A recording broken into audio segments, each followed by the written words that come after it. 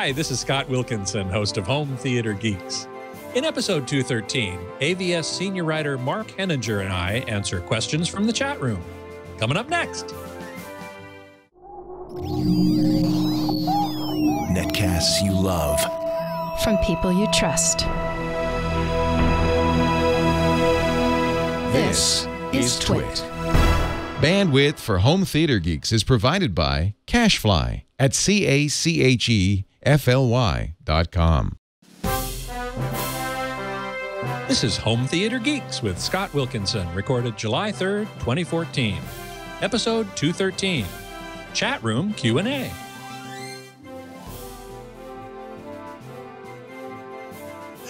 Hey there, Scott Wilkinson here, the Home Theater Geek and editor of avsforum.com.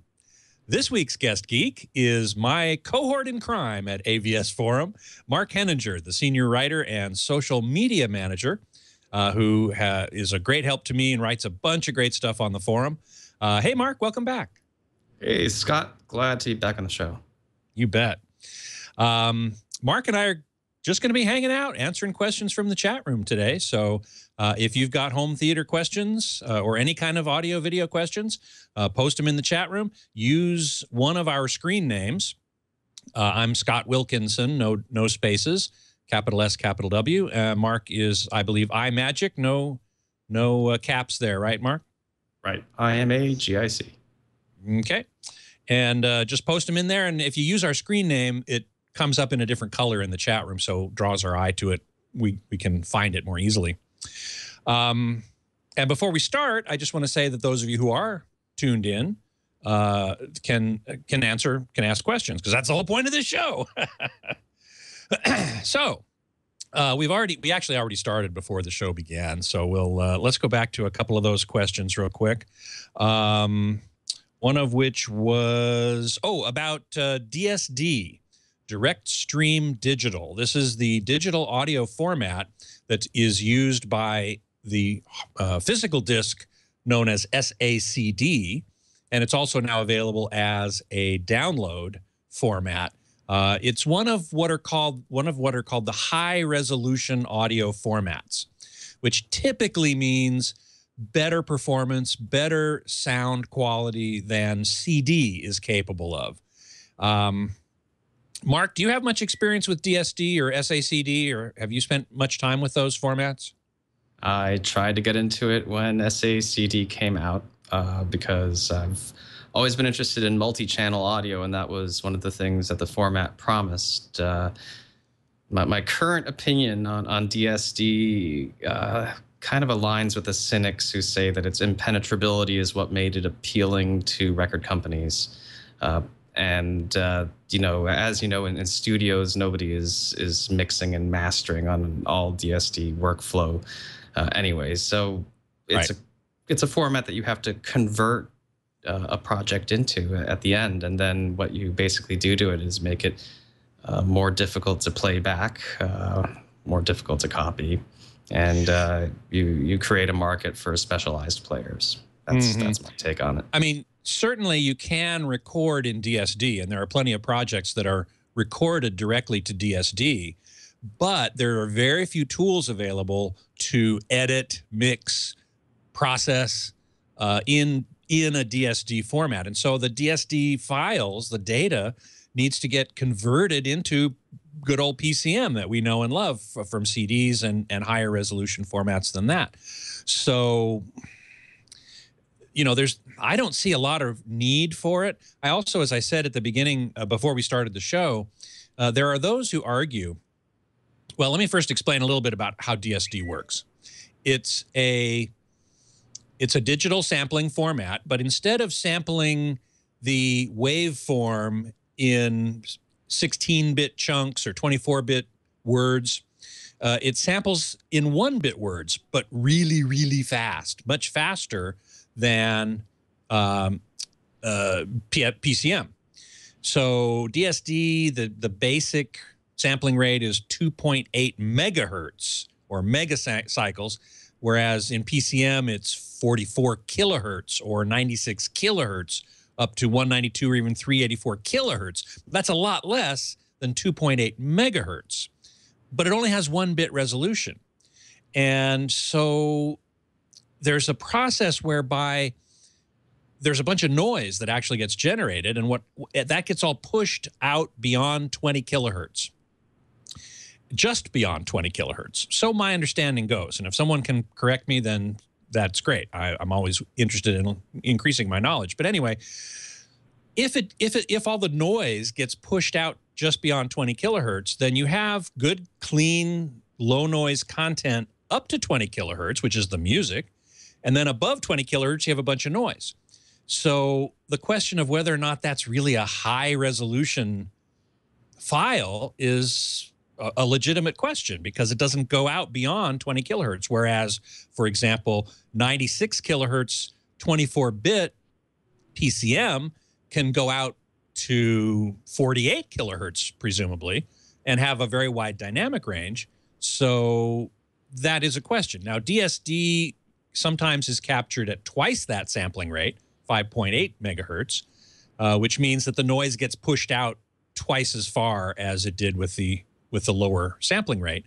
So that could, in fact, be considered high definition or high resolution. All of these questions swirl around, and as Mark said, it's a kind of an impenetrable format. I forget who it was who said they were downloading their first DSD. Please do, and give it a listen and see what you think. Mark, you were about to say something? Well, my thought on DSD is that it was meant to appeal through description to lovers of analog music, that it somehow traced the curve of the waveform more like a needle in a record somehow, because there were fewer steps because of the higher sampling rate. But at least my understanding of PCM is that those stair steps don't really exist in the translation, which is why actually 1644 audio can sound extremely good, and that basically the bit depth only really translates into a noise floor dynamic range. Correct. Now DSD, by making the bits go by so quickly, you can say that it basically has a higher, it's higher resolution in that theoretical sense. Yeah, in some sense, but it doesn't actually translate into a higher maximum frequency or a tangibly higher dynamic range than just using high bit PCM, and that's, I think, been well proven. So to me, it's much more elementary. Computers are powerful. Most stuff is being produced in the studio at 2496 PCM, 24192 PCM. And it's relatively easy to deliver that, or to deliver it as 1648 with a very simple, reduction and a bit of dithering. The science behind that is pretty well proven. So when we're talking about DSD, it's almost like we're dredging up what we thought of a long time ago before we had computers that could just handle high bit PCM. Now when you watch a Blu-ray, it's going to be 2448 or 2496 multi-channel audio, and everybody that I know thinks it's the best, and that there would be really no reason to have some alternate format that attempts to actually be better than that, since it just all exceeds what human senses could stand if it was actually reproduced in full. Even 2496, it's just beyond. Well, 2496, I think, is probably the edge of what I would consider reasonable. Some people go out to 192 kilohertz sampling rate, even 384, and I think that's not necessary. Another point you brought up that I wanted to just touch upon is that there are quite a few audiophiles who treasure analog audio, and as you say, I think one of the appeals of DSD for them was that it possibly more closely approximated what analog did. You and I both attended this high-resolution audio listening experience at CE Week in New York, and there were, a couple of people there who were recording still on analog tape and then digitizing that in one way or another. But I was particularly interested in Frank Filippetti. Were you in the room when Frank Filippetti was talking? I don't think so, no. I don't think so. You were probably out munching or talking with somebody, but that recording studio, the control room where they held the actual listening event, was very small. But Frank Filippetti made no bones about the fact that he hates analog. He just hates it. He said it's not a flat medium. It's got all kinds of distortions that you have to deal with. You know, so he was just, analog stinks. Digital's great. I absolutely caught the end of that. That was really funny. Yeah. I thought that was really funny. Okay, so Shivers in the chat room is asking, I'm looking for a decent DAC, a digital to analog converter below $1,500. Any input about that? Perhaps how to come to a decision? You know, I haven't spent a lot of time with DACs myself. Have you, Mark? I don't, because I believe that AVRs do everything I need. I mean, if we're talking about a portable DAC, then sure, that would be another topic. But for home use, a dedicated DAC, I'll skip it. Okay. Well, them's fighting words to many people, so watch out for the comments you might get on that one. I personally don't have a lot of experience with them either, so I'm going to have to defer to a couple of other websites. I will say that innerfidelity.com, which is Tyle Hertzen's website, and he specializes in headphones, but they also deal a lot with DACs, digital analog converters. There's the Benchmark analog to digital digital to analog converter, the DAC 1 and DAC 2, but those are in the $5,000 range.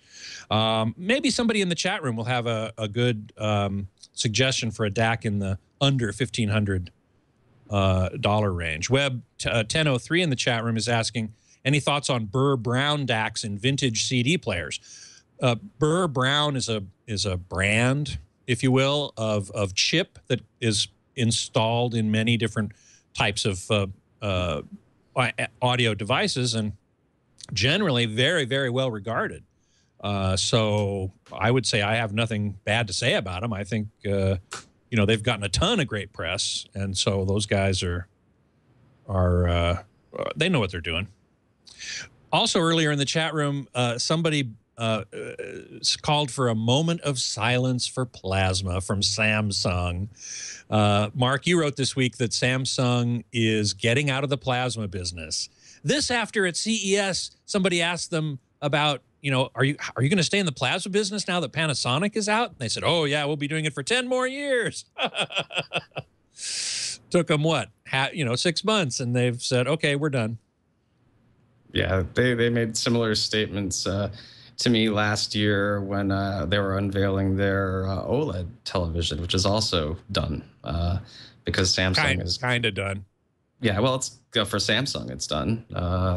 They don't have anything new coming out, as far as I know, and that they also announced that they're putting that on pause, although not presumably killing it forever. Now, I do wonder what's going to happen to the plasma fabrication facilities. Is all that stuff really going to be mothballed, put in a dump, or is maybe a Chinese company going to take a shot at good question. Yeah, good question. I don't know.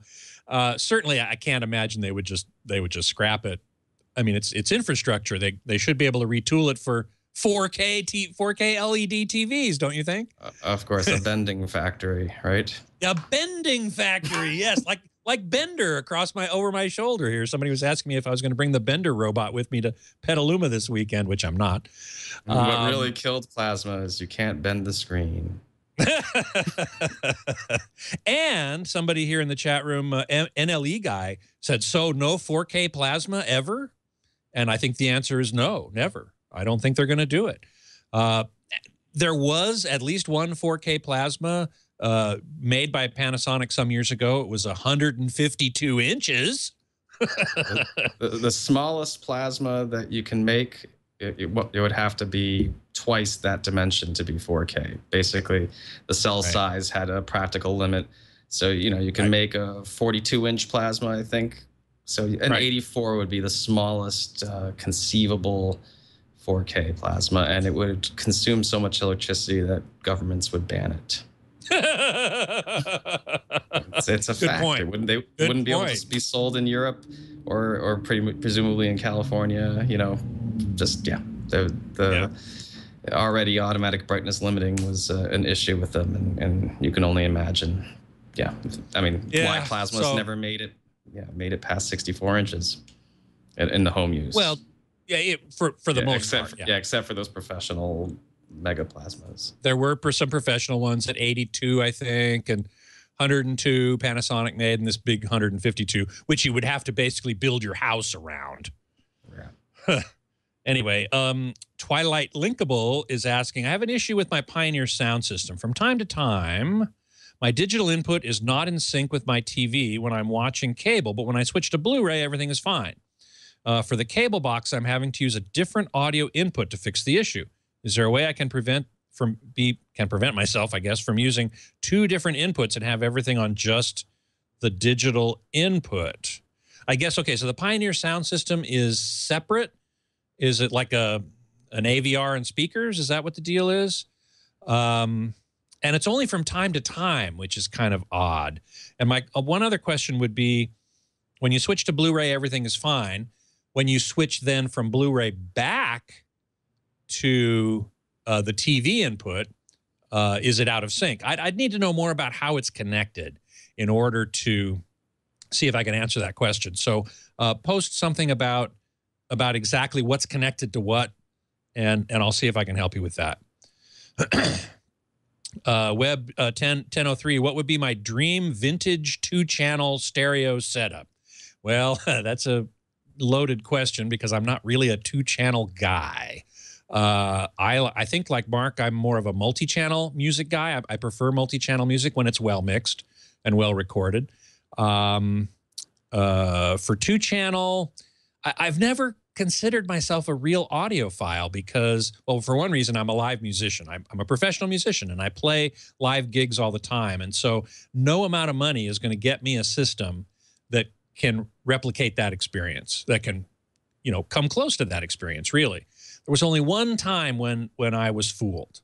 It was a stereophile hi-fi show years ago in a hotel, and I was walking down the hotel corridor, and I heard some music coming out of one room. I mean, music coming out of every room, but this one room, the music was coming out, and I remember so clearly my thought was, what are they doing with live musicians in there? They weren't live musicians, of course. It was Wilson audio speakers, which probably at the time were like $150,000 a pair, mated with reasonably esoteric electronics as well. And, you know, coming through the crowd in the hotel room and out into the hallway, it in fact fooled my ears. So I guess I would have to say, sure, a pair of Wilson speakers with the right electronics driving them. I just heard, Mark and I both just heard the JBL M2 Studio Master Series monitors. Those are about 25 grand a pair, which is cheap compared to the Wilsons, but they really sounded great too. Mark, what would you say? Have you heard any 2-channel systems that really knocked your socks off? Did he ask about vintage and is vintage 80s? That's a good question. He did say vintage, and I wonder if that means tubes. Yeah, see, if it just means a few decades ago, then yes, Wilson, I think Grand Slams powered by some old school Krell amps. That was my dream system, and sure, I would love to visit what that, you know, roughly like the turn of 1990s, absolute cost no object, state of the art. You know, sure, I'd love to know what that would have been like.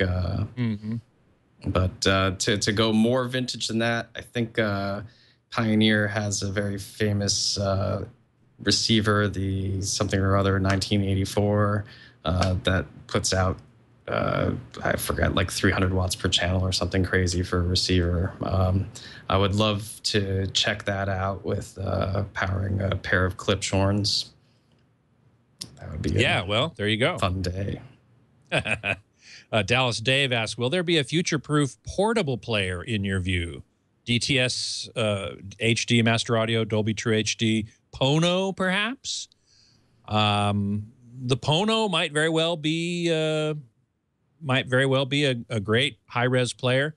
Mark Waldrop at AIX Records and David Chesky, also from Chesky Records and HD Tracks, both just extol the virtues of this new smartphone called the M8 from HTC, which is capable of reproducing 192 kilohertz 24-bit audio, stereo audio, or I think 9624 multi-channel, and they're both blown away by it. And it's a smartphone.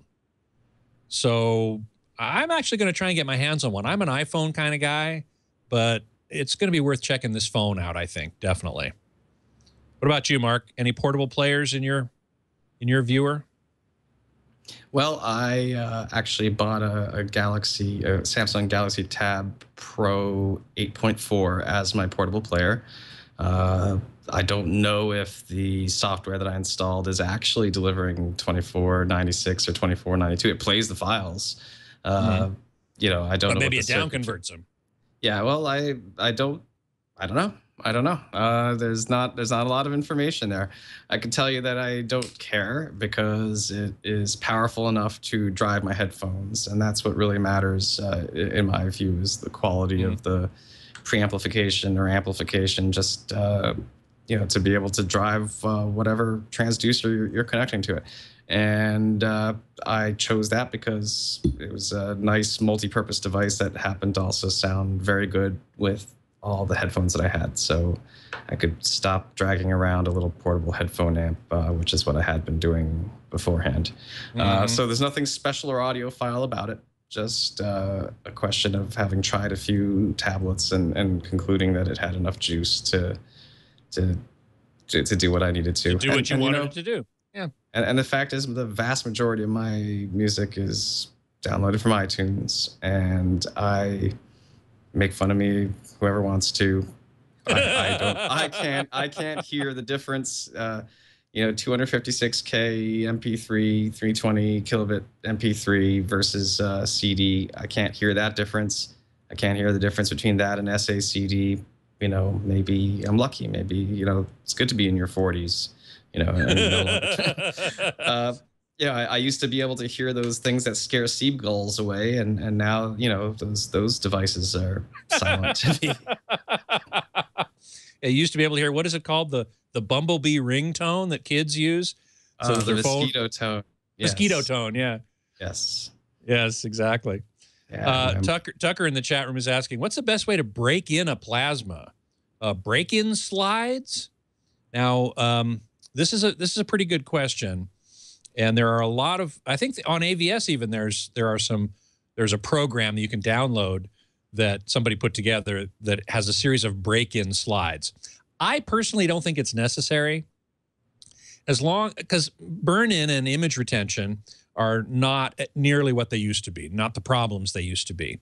So if you simply watch full screen HD TV, you know, in the first 100 hours or so, you limit yourself mostly to that. Doesn't have to be exclusive.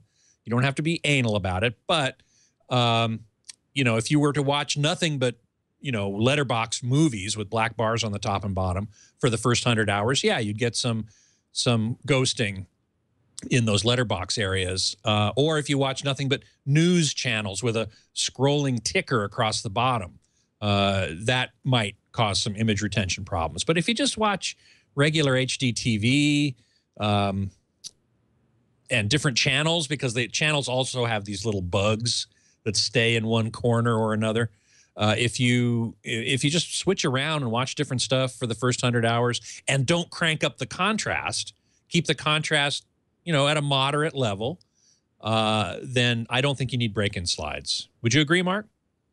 I do agree. The break-in slides are, I think, for somebody who is bound for a professional calibration as soon as they can get to it, because the argument is reasonable to age all the phosphors to the point where they become relatively stable, and a professional calibration will take and not drift, and you don't want just the potential of, oh, I just accidentally watched a bunch of content that was really blue shifted, or I don't know. You know, but I would agree that unless that was your goal, that you were just in this really big rush to get to that professional calibrator through your door, yeah, then you should really just watch regular content and not worry about it at all. Yep. Yep. Hey, Sentinel in the chat room. Finally, we get a Dolby Atmos question. I was hoping to get one of these. Sentinel in the chat room asks, does anyone know if the Dolby Atmos home receivers are using different hardware, or can a firmware update enable a 9-channel Yamaha amp, for example, to have Atmos support? The answer is no. As far as I know, and we only know a little bit about Dolby Atmos at home at this point, but as far as I know, you do need one of the new receivers from Pioneer, Onkyo, Integra, soon to be from Denon and Marantz as well, that have Dolby Atmos decoder chips in them. So I'm pretty sure it's a hardware thing. Now, Mark, did you get to hear the Dolby Atmos demos at CE Week? I did not. Nope. You did not. That's a shame. I wish you had. To it. Yeah, you've only heard it in theaters, I guess, right? I only heard it in theaters, exactly. Right. And what's your impression of it from the theater? Well, that it certainly delivers what's promised. I mean, the ceiling is the least paid attention to part of many home theaters to begin with. Acoustically, right. It should be treated, but it's also a surface that can provide a new dimension of sound. Where sound can come from. Yeah, exactly. Yeah. A lot of movies that I like to watch have a lot of action and could genuinely benefit from that flyover or whatever effects that can bring you out of that circle, that plane that you're usually listening to. Yep. I couldn't agree more. There are over 100 movies that have been mixed with Dolby Atmos soundtracks. None of them are available on Blu-ray with Dolby Atmos soundtracks yet, but that will come in the fall. They will start being re-released. And of course, then you have to buy your favorite movies all over again if you want. It's like, oh man, I got to buy the White Album again. But not only do you need the content, you need the Blu-ray with Dolby Atmos soundtrack encoded on it. And the good news there is that any Blu-ray player will work, and the current Blu-ray standard will work. You can put a Dolby Atmos soundtrack on a currently existing Blu-ray, no problem. But you do need new AV receiver or preamp processor and some new speakers. Either add speakers on the roof, on the ceiling rather, like as in a theater, but that has a very low spousal acceptance factor. So Dolby very wisely specified something else, an alternative, which is to take your front speakers, front left and right, and your rear surround left and right, and put upward firing speakers on top of them so that the sound bounces off the ceiling, and it's as if you had speakers up there, but you don't actually have to put speakers up there. Now, Pioneer has made some new speakers, and in fact, Andrew Jones, the designer of those speakers, is going to be on this very show next week to talk about them. So I won't say too much about them now when I ask him a bit more about them, but they've made a new set of speakers with exactly that, these new drivers that point upward. You can also buy, I believe Onkyo makes or will make them, a Triad I think as well, little speakers, little box speakers that you simply put on top of your main speakers, and they fire upward. But you do need a separate receiver or pre-pro that is Dolby Atmos capable in order to do that. And I'm going to go way out on a limb and just say that someday they will also figure out how to replicate a concert hall and not just, and actually that multi-channel music can truly be realized by having that height information, because I've never been in a live venue that, had like an 8-foot ceiling. It's always a part of that ambient sensation. Mm-hmm. No, I totally agree.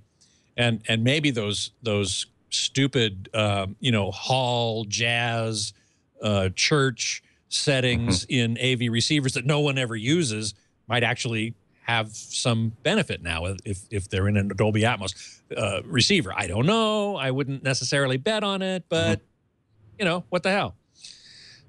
Harper in the chat room is saying Meridian and Centrance make popular DACs, and he's pointing to HeadFi's DAC section. And that was another website I was going to bring up, and thank you for reminding me. HeadFi, head-fi.org is another headphone website, but they have a lot of coverage on DACs. So I would definitely go there as well. head-fi.org/product/category/DACs. But if you go to head-fi.org and look for DACs, you will find them, and they're very good. Jude Mansilla is the guy there, and he has also been on my show and really knows his stuff quite a bit. The Twilight Linkable is going to send me some pics of his system, so okay, we'll see if that works. Da Vinci Wonder says, but you were only fooled in the hallway when it was from a single source, the doorway. He's talking about that story I told about walking by the Wilson audio room at a hi-fi show and being fooled into thinking it was live. That's exactly correct.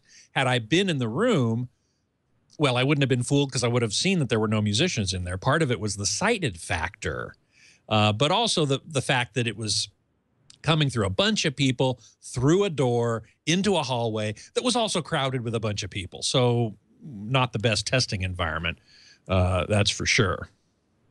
Microstamp asks, do you know why Netflix streaming movies look all washed out and washed out, oversaturated on my 50-inch plasma?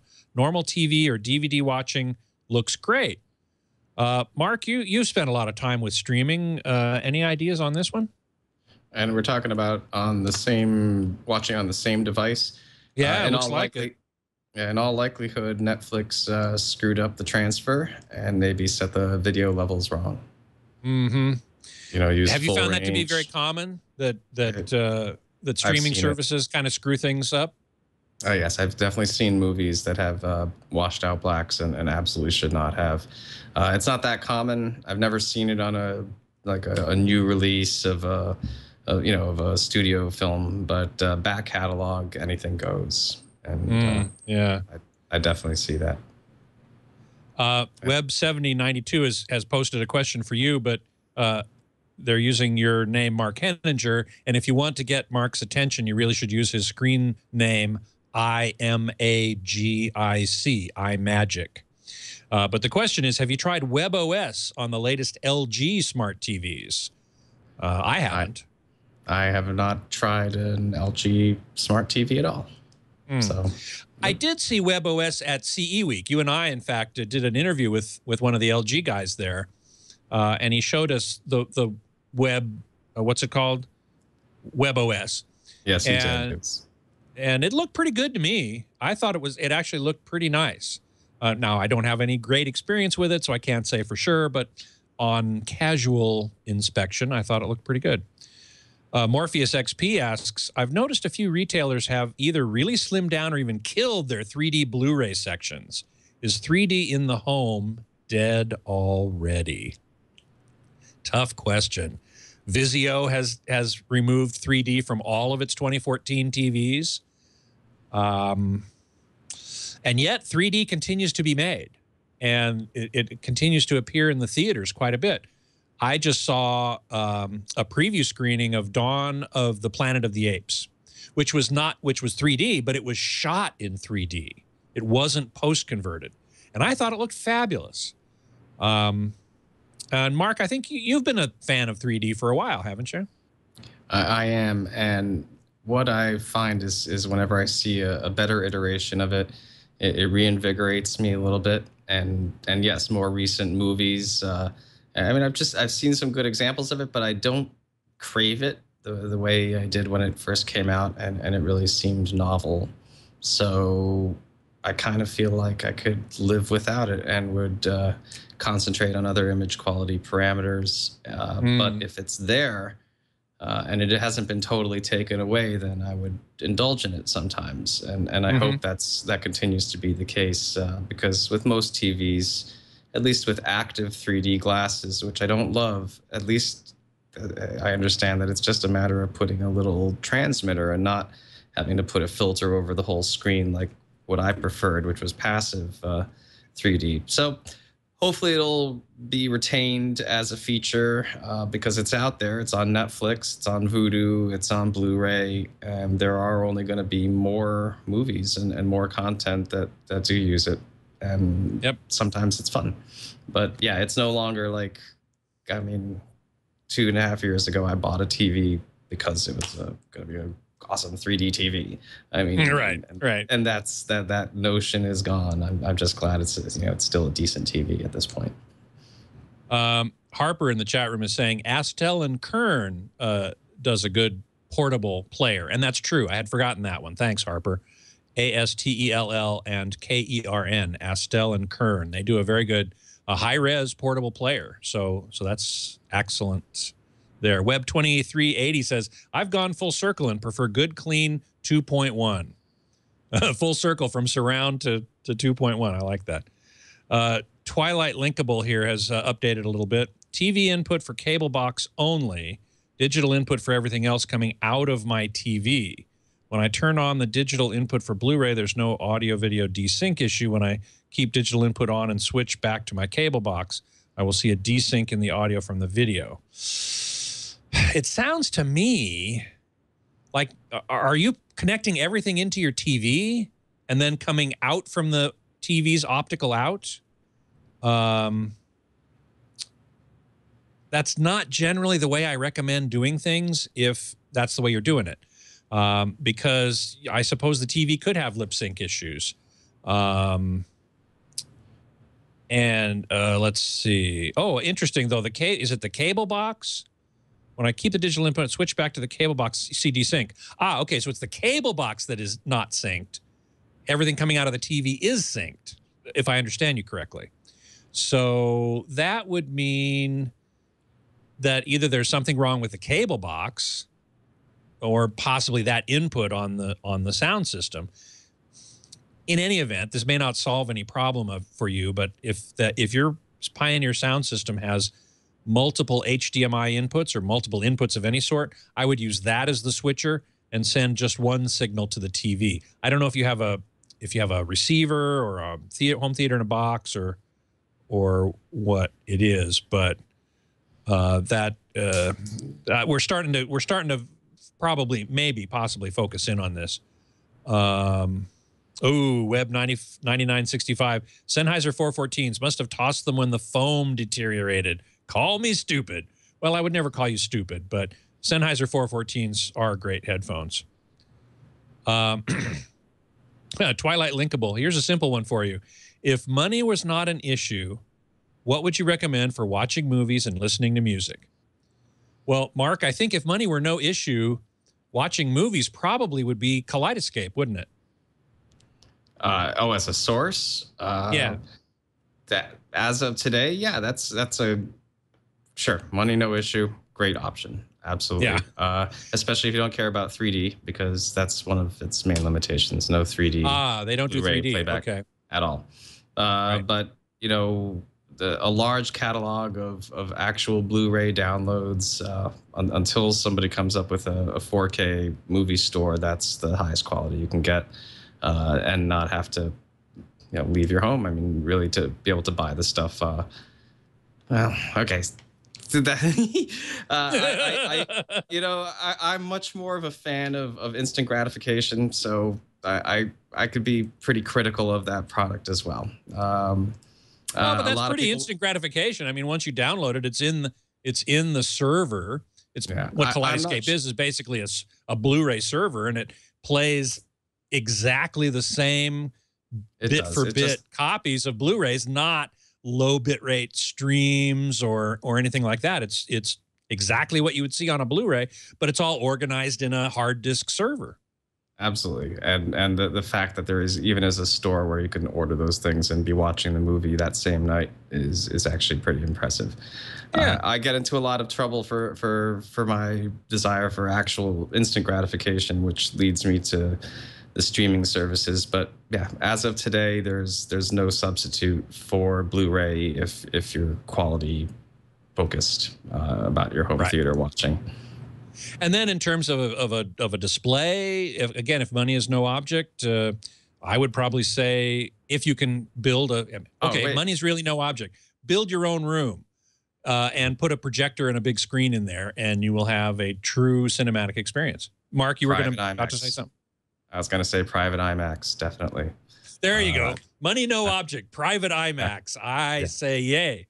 You can spend IMAX, $5 million and man, and that would be awesome. I think TCL is related to that somehow, aren't they? I don't remember exactly how. They're going to build a private IMAX in a box for $250,000, whereas up until now, it's been a multi-million-dollar proposition. So, $250,000. Where's my wallet?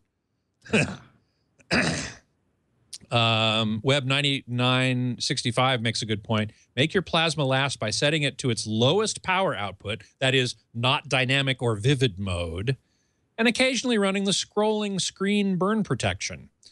Yeah, that's not bad advice. Virtually all plasmas have this burn-in eraser, image retention eraser, which basically scrolls a black bar on a white background and kind of exercises all the pixels equally. And I do certainly agree with not putting it in dynamic or vivid mode, but rather movie mode, if nothing else, or custom mode and have it fully calibrated. Jim 4, how can you improve your sound, surround sound, not using just the Samsung 55-inch 3D TV? Well, if you're using the internal audio from the Samsung 55-inch TV, just about anything will improve the sound. A sound bar, for example. Mark, you just reviewed a Vizio sound bar that actually had physical surround speakers in the back and a subwoofer. Certainly, that is better than the TV's internal sound, wouldn't you say? It's a lot better than the TV's internal sound. And although I'm not going to recommend it for a music lover, having actual surround speakers does a better job of creating a movie experience than any sound bar with fake surround that I've heard. So, yeah, you know, the front stage isn't as expansive as it should be, but the surround definitely creates that large, enveloping, like, you know, again, if a scene calls for it, you're watching some kind of a Transformers or something, you hear that sphere of sound, and you can place where things are going on. I mean, even with an inexpensive sound bar. I also think that the fact that movies they demand a lot of dynamic range, but usually the peaks are very quick and transient. So I was actually surprised at how well, like, the small subwoofer was able to basically keep up. And again, I'm contrasting it to music, where like just a bass line can just crush, you know, a little subwoofer like that. Right. But if all it has to do is reproduce a couple of crunches, it gets by. So it gets way better than what I've heard. And I mean, there's just and it's even more true today than it's been in the past. TVs in the slimming process have lost having any space for speakers, except for I think a couple of Sony models that people are then critical of the aesthetics of having front-facing speakers. But yeah, with a couple, except for a couple of exceptions, at this point the speakers don't even face forward and they're tiny, and there's no hope for. I think Bang & Olufsen would be the only other company I could point to where that's really building televisions where the speakers themselves are still a focus, you know, in terms of quality.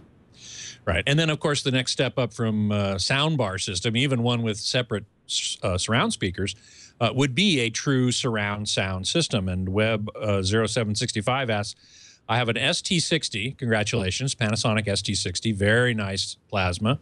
Was wondering, for under $500, what's a good surround sound system? My first answer to that immediately is the current Pioneer speakers designed by Andrew Jones. They make a bookshelf and a floor stander, a center channel, and a subwoofer, which is a modest subwoofer, to say the least. We'll call that the weakest part of the system. But for like $500, it's incredible. It punches easily 3 or 4 times that amount beyond its price class. So you still need an amplifier, a receiver, but you can get if you can spend $1,000, $500 for the speakers, another $500 for the receiver, you can probably get by with less on the receiver, maybe $3. I wouldn't go much below that, though. you'd have a kick-ass sound system. I love those Andrew Jones speakers from Pioneer. The new ones, the Atmos ones, are going to be quite a bit more expensive. Still not outrageous, but compared to the ones that are currently on the website, and go to pioneerelectronics.com and look up speakers and look up their home theater speakers, they are a killer value. Mark, have you ever heard those inexpensive Pioneers? I have a bunch of them in my house. Oh yeah, that's true. That's true. You've got the floor standers, right? It's not my current surround system because I replaced them with basically PA speakers, much higher efficiency. But I have 4 of the towers. I have the center channel, and I have the bookshelves. So yeah, you could even do the center channel and a 4 bookshelf system with a $300 AVR, and that would come in right around $650 or $700. And yeah, I would say it would be incredibly difficult to beat that. Add just a well shopped for subwoofer, maybe or maybe not Pioneers. Then you'd be under $1,000 and really cranking. And hey, yeah, the towers are quite awesome. I mean, I'd even recommend them to a 2-channel music fan. I mean, they have real audiophile elements to their, to the way they create sound. Right, exactly. So, Rusty Bones. I like the Cathedral Cave Jazz Club setup. Yeah, well, if you like, to each their own, I always say. Web7939 is asking, I'm deciding between a curved or flat projector screen. What would you recommend? My basement is well light controlled. Budget is $1,500. It depends in part on the size of the screen, but for $1,500, I wouldn't get a curved screen. For one thing, most curved screens typically come with auto masking systems. Stewart Film Screens is called Cinecurve and Director's Choice. I mean, you can do it, but curvature to me is really only beneficial on really, really big screens. And this brings up a huge topic that, Mark, you and I have talked about a lot, which is the insistence of some TV makers, Samsung and LG in particular, Samsung more so even than LG, to make curved televisions. And at 55 inches and 65 inches, which I think is ridiculous. It's not necessary at all. In fact, it's detrimental, in my opinion. CNET had a big glaring headline, "Curved is entirely a gimmick," or something like that on their review of the latest Samsung, which was kind of what I thought the headline was going to be once Katzmeyer got through looking at it. Yeah, curves make sense for really big screens because the shallow focus depth of a projector means that the screen needs to be the same distance from the lens. And on a giant movie theater screen, that means that the edges of the screen are several feet further back than the center, unless the screen itself is curved, and that would be out of focus. Right, exactly. And it would lead to optical distortion as well. Yes, in the home, it's just inches, and everything. I mean, I've seen plenty of flat screens. Everything's in focus, edge to edge. So if that's not the issue, then yeah, it's kind of a waste of money, and you'd be better off getting a better screen material. Just something more focused to your environment, whether it's gain or metallic or polarized for 3D. I would look for some other quality. To spend the money on, and then that curve. Yeah, I agree. Now he says the basement is well light controlled. The question though is what are the colors of the walls and ceiling and floor? If they are dark neutral gray or even black, my favorite screen is the Stewart Studio Tech 100, which is a unity gain white screen, but it requires an absolute black hole room with black walls, black ceiling, or dark gray anyway, black floor. If you have that, if you have a spouse understanding enough to let you have that, as I do, the Studio Tech 100 is a gorgeous looking screen, but it's pretty limited. Otherwise, you probably want to go with a slight bit of gain. 1.3 is typical. Studio Tech 130 is the classic example, but other companies make them as well. And depending on the size, I think you can get in for $1,500, no problem. So let's see here. NLE guy says, I have a 3% visible burn-in on my 2013 50-inch Samsung from my Shaw Direct receiver, only visible on a full black image. Is it removable? Depends on if it's what's called image retention, which is temporary, or burn-in, which is permanent. And as we talked about earlier, I don't remember the Samsung, you just got a Samsung Plasma, Mark. Does it have a screen burn or a screen wipe feature in it? Have you found that? Oh yeah, there's definitely a wipe function. Yeah, use it if you see a little bit of retention. Let it go overnight. Exactly. In the old days, they would recommend playing static, but over-the-air antenna is required.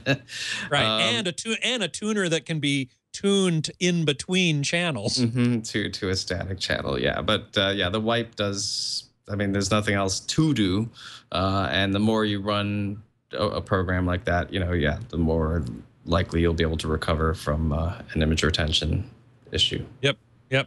Totally agree. F and Dunn says, hey, do you remember the old days of overscan?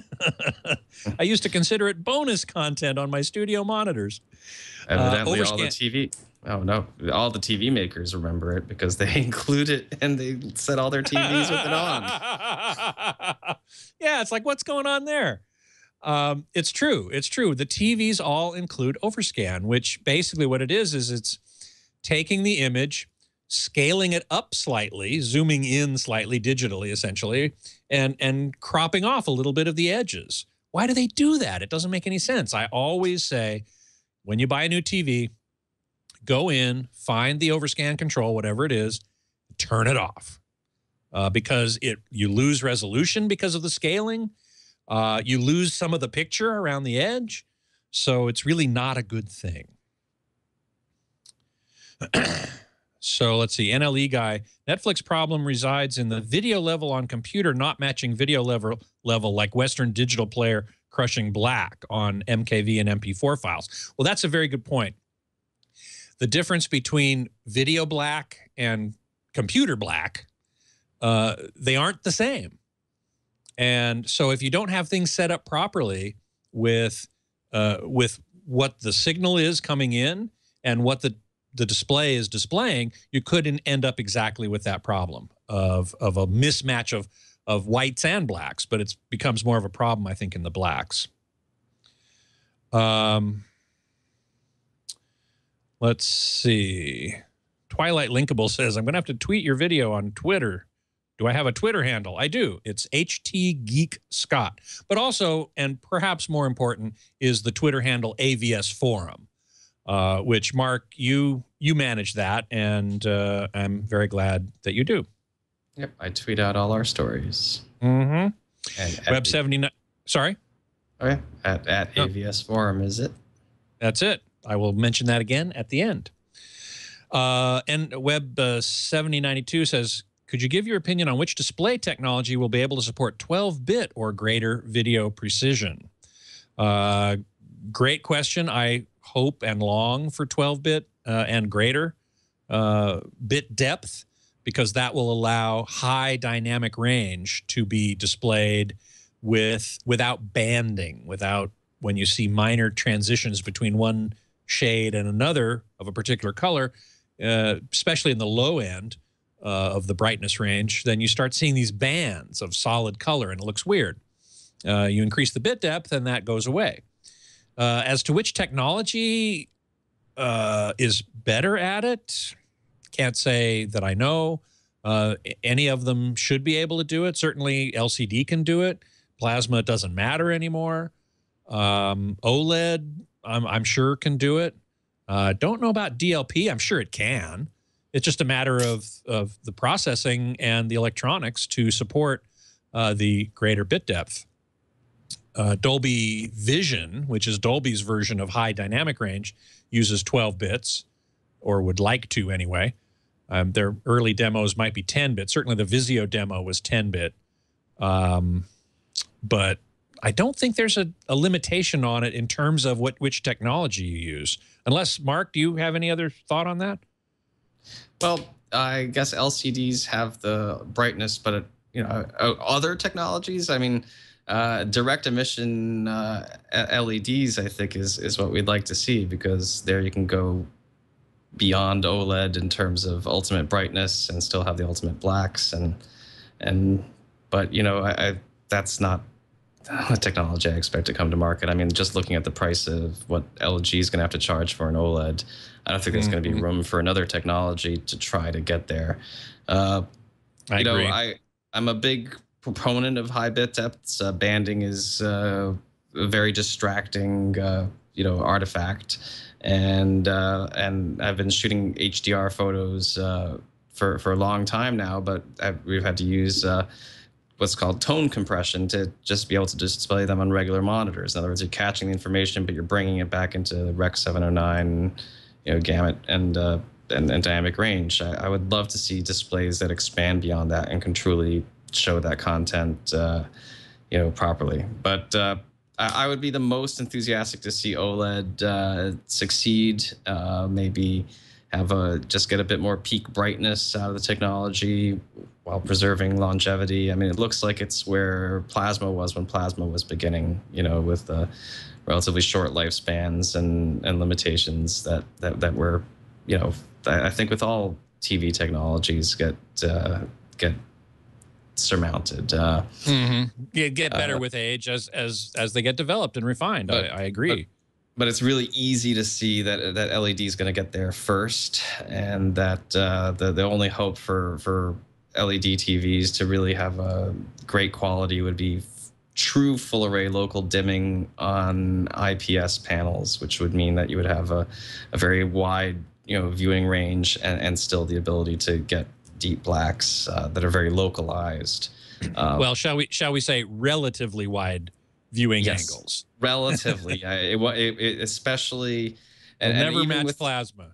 Yeah, and even it's funny, in the two plasmas that I've dealt with over the past few weeks, I ended up with a Samsung F8500, but even it has the louver filters on it that try to reduce the ambient light coming off the screen for daylight viewing, and that actually limits its vertical viewing angles. I really appreciated in a dark room the cheaper F5300 plasma that I had that has no filter on the screen, but there was no angle where it wasn't completely, it was always the exact same image, just distorting because you were looking at it from a side angle geometrically, but never a shift in color at all. So yeah, a pure, call it naked plasma, has the best viewing angles, and in fact OLED has problems with maintaining as far as I gather, color accuracy at angles. I mean, it maintains its contrast and its saturation, but it discolors. So yeah, nothing will beat plasma, an unfiltered plasma for viewing angles. Yep. Web 1964 asks, thoughts on Faruja? Is their stuff worth the money? Well, Faruja used to make very high-end video processors. They don't anymore, and they haven't for a long time. And they were really more geared towards CRT-based projectors, which are now dinosaurs. So, that's not, I don't think that's really something that you need to think about much these days. Now, what Faruja is doing these days, he has moved on. Yves Faruja, he was a guest on my show a couple months ago, I think now.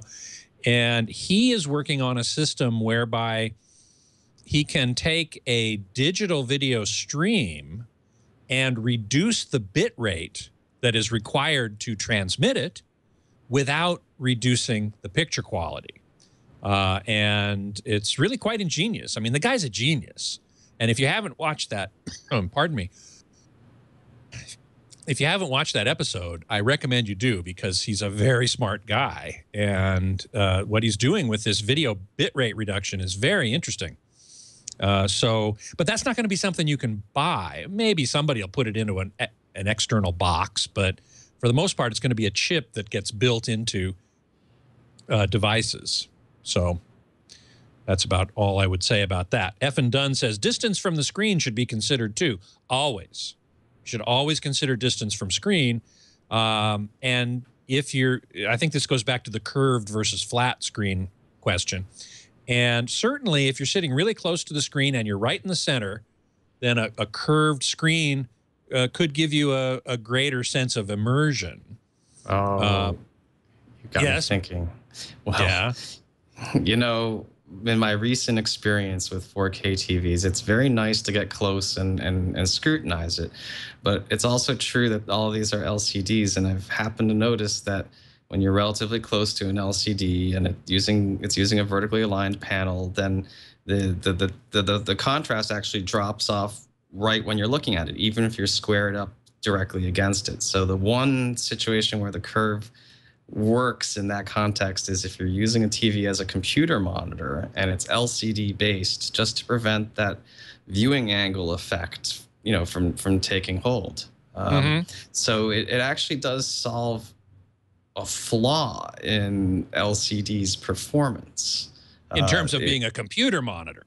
In terms of, yeah, because you have to go far enough back and be centered to watch a television, an LCD television, especially a vertically aligned one, to have the image actually have proper full uniformity. The closer you get, the more the edges of the TV are actually off angle. And some of these TVs that have like a 10-degree or 20-degree viewing cone, you know, you just get relatively close to the screen, enough to be able to see that 4K, and the edges of the screen are washing out.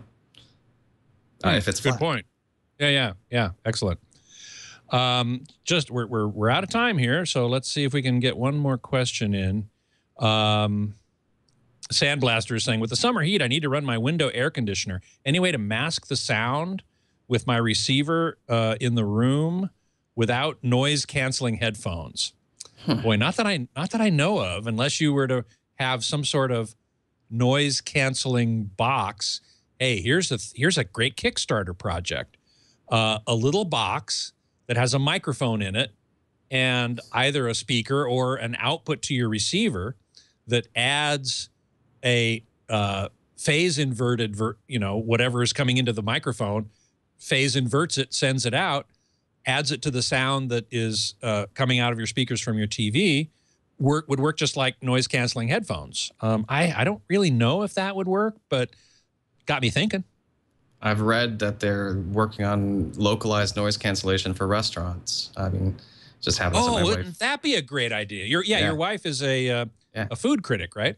Yeah, and there's research in the technology, because a lot of restaurants have overhead speakers that you would be able to do to aim noise cancellation at individual tables and create bubbles of quiet. Wow, wouldn't that be great? Yeah, so I would imagine that any such research, and I'm sure it's being done for other things like car interiors and stuff, that you could apply that also, of course, to an air conditioner in a room. Yeah. Just around the corner from our house is a new wine and tapas bar that we walked up to the other night, my wife and I, just to get a glass of wine and have a couple nibbles. And it's a delightful place, but it's too loud. All the surfaces are hard, concrete, glass. And they tried putting up some sound baffling in one part of the room, but it didn't really work. So my wife and I were thinking, how could we offer our services to make this a quieter place? And maybe this would be one thing to do. Let's see. Oh, it does exist, NLE guy says. You put a puck in the window. I don't know what that is. I'll have to go look into that. That would be a really cool thing. Well, you know what? We've come to the end of an hour. It seems like it's only been a few minutes. But we've been chattering away here for an hour and answered a bunch of questions. I think it's been great. Thanks, Mark, so much for being here with me. Time did fly, and it's really a ton of fun. Amazing. I'm thinking about doing this on a regular basis. I don't know exactly how often, but a regular basis. Every once in a while. I'd love to have you come back, Mark, and we'll just do this again. What do you say? I'm game. That would be awesome. Cool, man. So, of course, you can contact Mark and me both at avsforum.com. You can email me at scott@twit.tv. And as I said earlier, you can follow me on Twitter at htgeekscott, and you can follow Mark at avsforum. Now, you can always find previous episodes of Home Theater Geeks right here at twit.tv/htg, and also on our YouTube channel, youtube.com/twit-home-theater-geeks. As I mentioned earlier, next week my guest geek will be Andrew Jones, the world-renowned speaker designer who just came up with Pioneer's new Dolby Atmos speakers. And so I'm going to be asking him about what that involved, what are the parameters that he needed to think about, what's this Dolby Atmos thing at home all about. So I do hope you will join me for that, because it should be great. Until then, oh, and before I leave, I almost said it, but before I leave, I want to also make sure you all know that I will be filling in for Leo Laporte on the Tech Guy radio show this Saturday and Sunday from 11 a.m. to 2 p.m. Pacific time. It'll be on the radio. Go to techguylabs.com to find a station near you, or tune in live at live.twit.tv, and be sure to join the chat room, which I will be monitoring during the show. So until all of that, geek out.